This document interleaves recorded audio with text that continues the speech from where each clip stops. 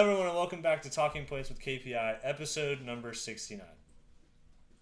Today we are talking about pitch counts and how we'll let Eric start off, but first I'll give you a kind of a brief conversation what we're talking about. So it's pitch counts, and not that, I'll preface again, we're not saying pitch counts are bad, but there is a better way to go about it, and the mental side of thinking for players when they talk about keeping pitch counts down is kind of the basis of this conversation today. So Eric, I'll just let you kind of jump right into it on why the conversation started. Yeah, the podcast is based off the blog I wrote last week. Last week. The problem with pitch counts. And basically what we want to get at is that pitch counts are a part of the solution, but it's super oversimplified with what's happened with pitch counts. People think that I kept a guy at 100 pitches, I'm taking care of his arm. And that's really what we want to knock down. You could throw a guy 20 pitches and overuse him. Yeah. If it's not the right time of year, if he wasn't built up correctly. You can throw a guy 85 pitches, not overuse him, but if you throw him 40 pitches on Saturday, 45 pitches on Sunday, you've now overused him. So I think that's just, we really want to kind of, and this is just how we normally talk about the subject of arm care. It's very, very nuanced and contextual, and it's not just so simple as do this one thing. There's two definitions I think that are important to start this conversation. First is the definition of an injury. Definition of an injury is the disruption of tissue, muscle, tendon, ligament, bone, that may or may not hinder your ability to perform. So almost every single kid that comes in, when we assess them, I assess them, say, hey, where's your arm get sore when you throw? Pitcher or position player. If you get sore in a certain spot, that means the tissue there is being disrupted. It's being altered, it's being changed, and then the body needs to recover and do all those things to then make sure that that tissue now is ready for that stress the next time. So the definition of an injury doesn't mean that you can't play your sport. And for pitchers specifically, there's times where, guys' arm slots change, soreness and pain causes these things to happen, and actually makes them more effective. And so defining that, and then I think the second is the balance of injuries is capacity and demand. Capacity is the how much you are ready for, and then demand is how much you are asking of your arm. And so capacity right now, just overall physical capacities of athletes is the lowest it's ever been in the history of mankind. Kids spend more time seated, watching TV, on their phones, not working out. Hunched over. Exactly. Yeah. So their capacity for all movement in general is at the lowest it's ever been. Kids don't even play outside anymore. They're not allowed to. It's too dangerous, right? Yeah. So the capacity component is so low, but the demand is at an all-time high. We're expecting kids to throw to the same level as a college or professional athlete, and expecting them to do it even more. The example that Eric made of having guys throwing back-to-back days, like they don't do it at the MLB level. They really do it at the Division I level. They don't do it very often at the college level. And if they do, it's like they desperation. Need to win. Yeah. There's or they don't care about that guy's arm. No, true. Which happens. Yeah. And maybe that guy too doesn't care either. Hey, this is the end of my career. I'm a senior. Like we got to win this ball game. That was literally the end of my collegiate season. We had a guy throw in 4 games in 4 days. He was like, I'm never playing baseball ever again. I want to make sure that I can give the team a shot to play. And if I hurt myself in the process, that's fine. That's not the case for the average baseball player. So pitch counts, trying to account for the demand, but the number of pitches you throw and the demand that you put on your arm is not one-to-one. And I think that's probably where the conversation needs to start there. No, absolutely. And so we talk about, before we get into how the athletes train, and like we can obviously go into each phase of what they do, I want to kind of just bust a myth over like this 1 day thing. Like the 1 day's rest is all you need. You hear that a lot, especially with big tournaments and guys that really need you to throw. Like they just want you to throw so they can win. We kind of know how it started, right? Because it's just the old way of thinking, and just how do we kind of get rid of that with the knowledge of what we know now? The data's out there, and I'll start spitting on some numbers right now, and we certainly do a ton of that. But it's more so the adoption. Like coaches have to start adopting the truth. And I think that's really the disconnect right now. Like there's people doing ultra high level research on this stuff, and they're publishing really, really good data. But there's not a trickle down effect going on, or if it is happening, it's happening at a very slow pace. So we know the vast majority of RM injuries happen during a state of fatigue. The athlete's tired, soft tissue breaks down, like Dan said. That's when it goes, when you put more stress on it, when it's fatigued, okay? Where does fatigue come from? Lack of strength, okay? So we know that for sure. We know for a fact 70% of arm injuries in Major League Baseball happen in the first 2 months of the year. So you can throw out the overuse and the pitch innings and stuff like that, because that's not the main contributing factor to arm injuries. It's because they weren't prepared to throw the pitches they're throwing early in the season. So we know all these things. We know that over 60% of arm surgeries right now on pitchers are in the ages 14 to 19 years old. So like Dan said earlier, we're asking them to carry the loads of college and professional players, and they are simply not strong enough to do that. So they go into a fatigue state, and then they get hurt. And so that's what you're talking about. The whole one-day rest thing. Like we get some of the things we get all the time that come across our table. It's like, can he pitch on Thursday and start on Saturday? Thursday will just be his bullpen day. He'll pitch in game. It'll be like, I really want to scratch my eyeballs out when I hear that. Like, it's so frustrating because, like, no, he's going to go into a recovery state after he throws with high intensity. Yeah. That's basic soft tissue science, right? For sure. That one, and then it's like, hey, he's had a full week off. Can he throw 100 pitches now? It's like, no, like, there has to be a progression on how this is why guys get hurt early in the year, because there isn't a progression. There isn't a gradual introduction of stress to get them ready. 100 pitches a lot of times is not a big deal at all if they're built up for that and they're strong enough to handle that. So just like everything else, there's no rule. It's very contextual.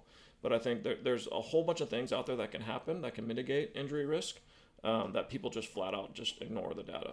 The fortunate side for the MLB, or for the baseball side, is at the MLB level, you see what and how players are managed. If you look at the average MLB starter, or reliever, they throw, and then 24 hours, 48 hours, 72 hours, all they're doing is getting their body prepared for the next thing. Whereas the average youth player, I've got school, I've got homework, I've got probably other sports, I have family obligations, I have probably a crappy diet because you got me McDonald's in between games. I probably went to bed at 11:30 that night, and then Saturday morning we have the 8 a.m. game. So you're not getting 24 hours rest. I'm also playing the field. Yeah. I'm playing shortstop. I'm playing catcher. I'm playing all these other positions where if you want to, you just can't even compare. It's not even apples to oranges. It's like, it's a totally different food group. You can't say, oh, well, at the MLB level, this is what they do. And it's like, no, that doesn't calc out. I think that's the one that I think is mind-numbing to me. That's why I stress. I was like, you can't treat a 14-year-old like a 28-year-old. Yeah, it's just not. You cannot do that. It doesn't make any sense, and arm injuries are getting worse. And the reason they're getting worse is because between the ages, this is one of the more recent studies, if you have an arm issue between the ages of like 8 to 14, your likelihood of getting injured again and having something more severe than that is significantly higher. Yeah. And so if we go back to the definition of an injury, if you got a kid who's always getting their arm sore and they're always getting hurt in the same spot between the ages of 8 and 14, you are putting them in a position to blow it out by the time they're 14 to 18. And it's happening. The numbers support that too. Also, the chance of getting an arm surgery goes up 60% if you pitch competitively more than 8 months out of a year. So that's the other thing. That's the other side of this. It's like, it isn't just the pitch counts. There's so much more to this equation than did he stay under 100 pitches, or did he look at the pitch smart guidelines? The intention of pitch smart is awesome, and it was done by some incredibly intelligent people that were trying to do things the right way. The two big problems with that is, one, coaches' adherence. They don't follow the rules. I know that was the big thing this winter. When Josh Rudd put out all that stuff on Twitter about the adherence by coaches in these tournaments is not there at all. Like it's you can pretty much ignore the rules and there's no repercussions. And then two, arm injuries continue to trend upwards since the onset of pitch smart. So that tells us that, hey, like, adherence is important, but then also, like, this isn't the solution to this problem. There's a whole bunch more solutions to the problem. We can go very specific. For an individual, say all three of us were to throw a baseball, the stress on my arm versus your arm is all different. You throwing 10, 10, 10, 50, 50, 100, 100, all of it is based on the individual, and it has to be based off of their prior history, their health and all that, their background, their mechanics, their body control, their strength, all the things that we gather, all the data that we gather. And even at the end of the day, this does not guarantee that you're not going to get hurt. Like, injury rates exist in all sport for a reason. Like, there is risk. We can mitigate risk. We could do everything we can to make sure somebody's get hurt. And just doing pitch counts, saying, "Oh, well, I'm picking up their pitch count," it's honestly just a cop out. It's weak. It's the simplest thing to do. It's like, oh, well, I did my job. I only threw this many pitches, and then you ask the 15-year-old, "How's your arm feel? You ready to go again?" And they're going to say, "Yes, I'm ready to go again," because you are a coach asking them if they are ready to be able to handle the next amount of stress. Where you are the adult, you need to be the one who's helping them make those better decisions. and piggybacking off that, and kind of I nodded to it earlier that, those 20, 25 pitches mid-February, for the first outing for a high school kid, that 20 pitches weighs a lot differently than 20 pitches in May after he has 40 innings under his belt.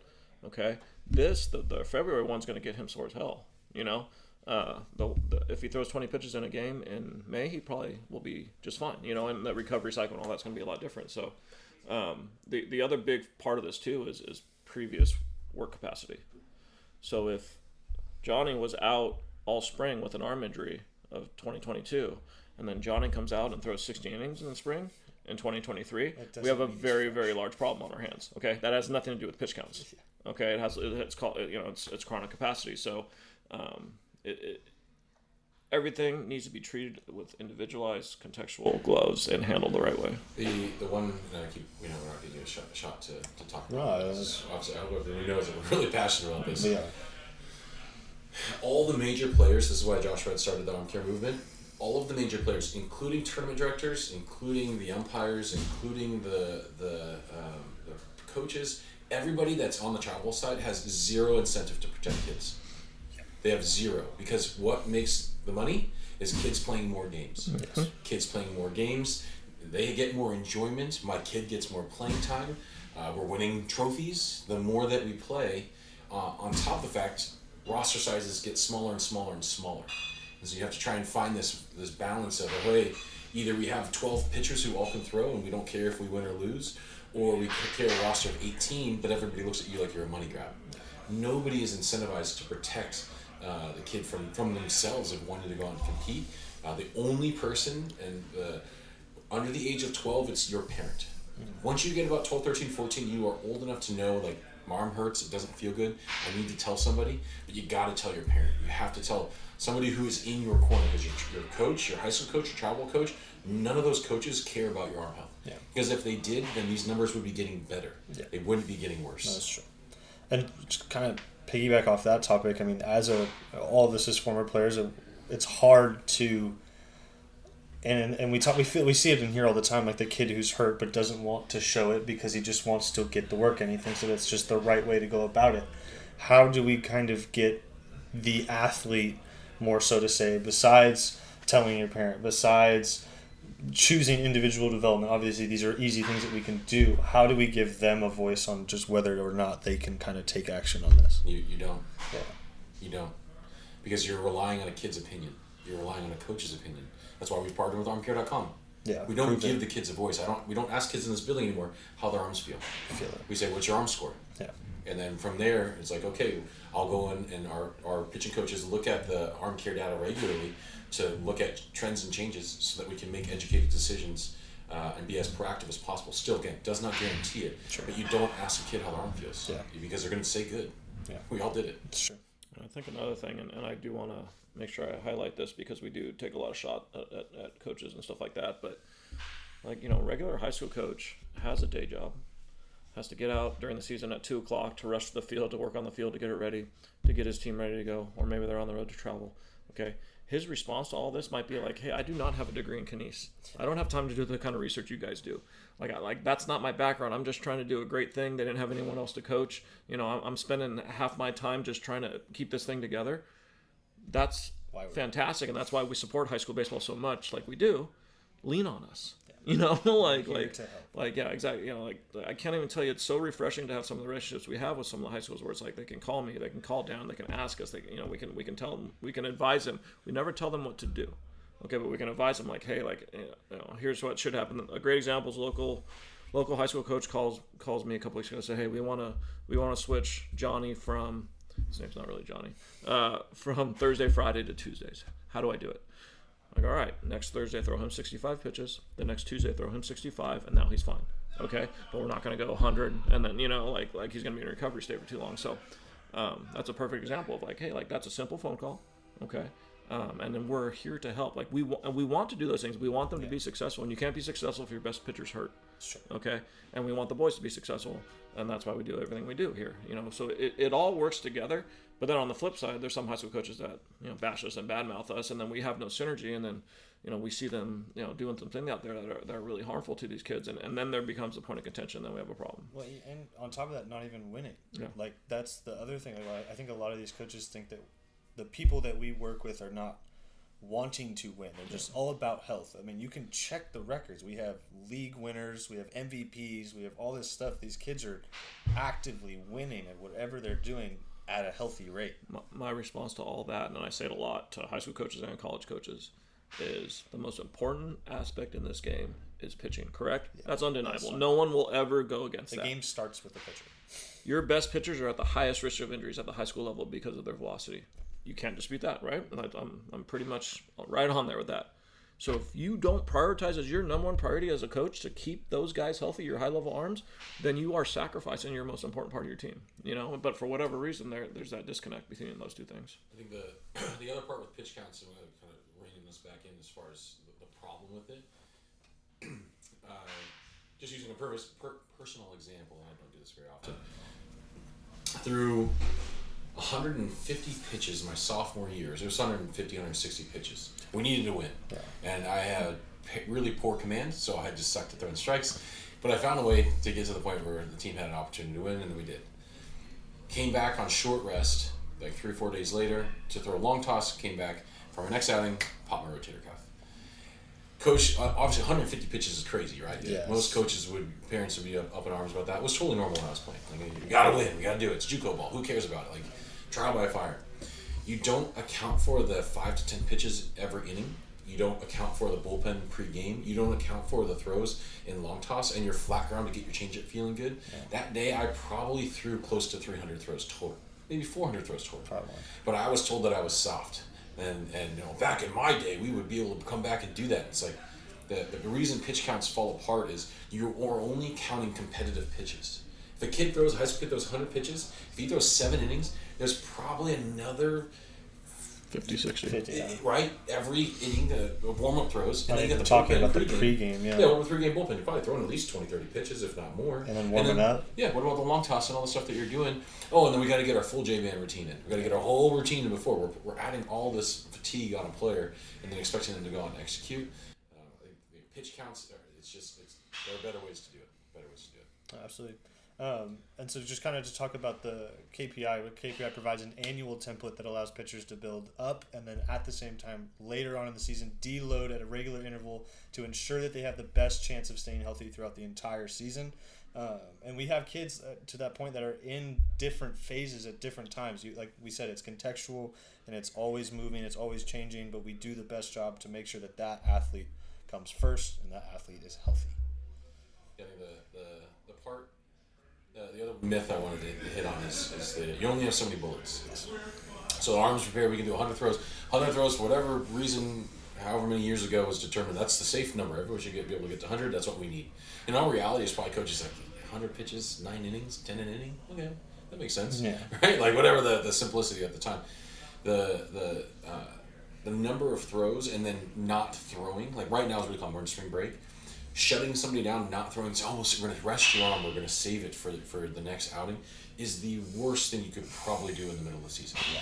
The term deload just means reducing the stress on the arm. It doesn't mean removing the stress on the arm. Nor the movement. The analogy that I'll make, the analogy I make this is like, hey, you're not going to squat for the next week, but then on Monday, we're going to max out our squats. How's your back going to feel the next day? And your knees and your hips. You're not going to walk. No. And that's what you're doing to a kid's arm.